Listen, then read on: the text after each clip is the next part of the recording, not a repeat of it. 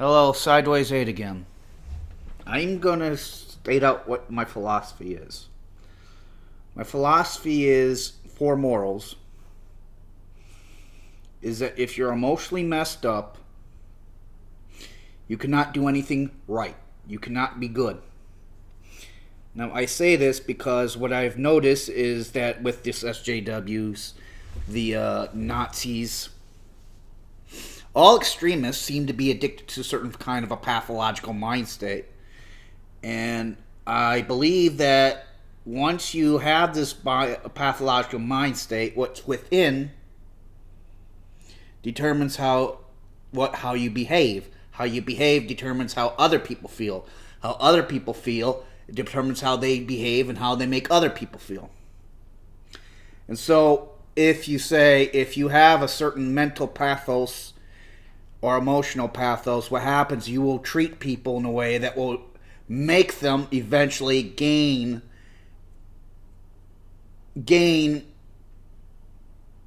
a similarity to that pathos. And then eventually the whole world will get that to some degree. Now, here's what happens when everyone's emotionally bad. What happens is you get a fanatic. And the fanatic has an us versus them. They no longer take responsibility for themselves or their actions or their own well-being. They feel like they can't do anything. They feel like they're worthless. They feel like they don't amount to jack shit. And so when you get in that stage, you become aggressive, you become really mean, and you become paranoid. And then you start pointing the finger to other people. It's the Soros's fault. It's the Jews' fault. It's the black people's fault. It's the capitalists' fault. It's the white people's fault. It's the patriarchy's fault. Now, the problem is, when you're in this mindset, a person, I shown a video on Minds.com about a woman named Hannah. It allows predatory, careless, and evil people to take control of you. And what happens is these people try to amplify this sickness, and then they try to encourage you to encourage your sickness onto other people.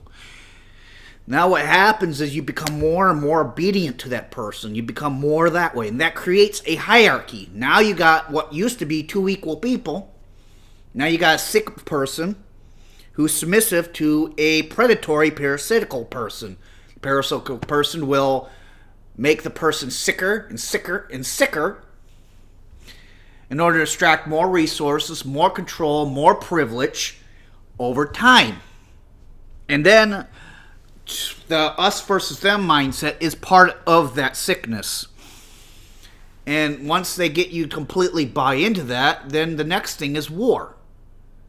Because as long as they're pointing and distracting you, saying it's these people's fault, or these people's fault, or these people's fault, or get you to buy into the line that, hey, if we eliminate this group or that group, everything would be perfect. As long as they got you on that treadmill, they got control. Now you got a hierarchy. You got someone who's extracting resources from you, who's destroying you psychologically, and is now using you to hurt other people. Now, what if the war is over? Well, now you got to have someone to always shift the blame on. An underclass. Now you got discrimination. Now you got a chicken pecking order. You should look up a pecking order on chickens. As long as you're trying to debase yourself to get closer to now this predatory person that's trying to make you sick, well, now you don't want to take responsibility because this person is unsatiable. So what do? You blame someone else. You start beating on someone else. Not only because you're miserable, but but when you're this dysfunctional, you can't lift yourself up by your merit. No. It has now become a state of mind where the only way you can get yourself uplifted is tear someone down. So now you got discrimination. Now you got financial inequality. You got political inequality. Then you got social inequality. And you got discrimination. And then you got a form of government.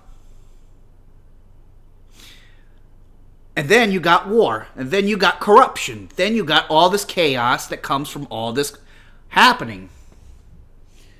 So what I'm going to say is I am going to try to illustrate to you that the government And all these things are bad for you. Now, what if you were able to detoxify? What if you were able to erase all these patterns, these toxic patterns from you? I tell you what, you become a strong, independent person that doesn't tolerate bullshit. And what if everyone tomorrow was no longer mentally ill? And what if no one was emotionally dysfunctional? I'll tell you what, the state would cease to exist. We would no longer have the state.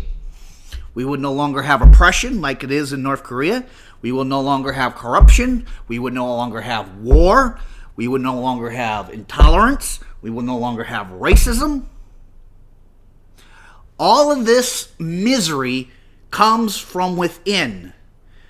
These things are nothing more than phantoms that have managed to manifest themselves in our physical reality. And as soon as we erase the source, within our minds, we'll see something very interesting happen. We'll see all this stuff vanish as it never was. And if you are tired of the corruption, if you are tired of a government that's no longer free, and if you're tired of intolerance, if you're tired of being broke, and you're tired of some dickhole always having money and getting away with it and being above the law, this is all you need to do. You just got to remove the dysfunction within you and then encourage others to do so too. And once that takes critical mass, what will happen is all this shit will disappear. Hillary won't have power. Trump won't have power. Kim in North Korea won't have power. The Pope won't have power. We will be finally equal. We will have a true democracy, and we will have no longer a state. And then we will no longer have the equalities and nightmares that come with it. And this is why I invented Hemlock Theory, because it's designed in a way to detoxify you, using the same methods to make you a healthier person that other ideas use to make you sick. That's all you need to do. All you need to do is believe in Hemlock Theory. You have to believe any idea other than Hemlock Theory is designed to make you sick, and it's crazy. And after a while, it will decondition you, and you will see this to be true. I believe this because I worked on this really hard, and trust me, it does work. So if you do spread Hemlock Theory long enough, you will see the government that Hillary will create disappear, as if it was a phantom, as never will be. Because the government has its existence based on how much of a narrative has gained critical mass in how many people's minds. You erase that narrative within the peak of the collective consciousness, you erase the government, and you erase all that goes with it.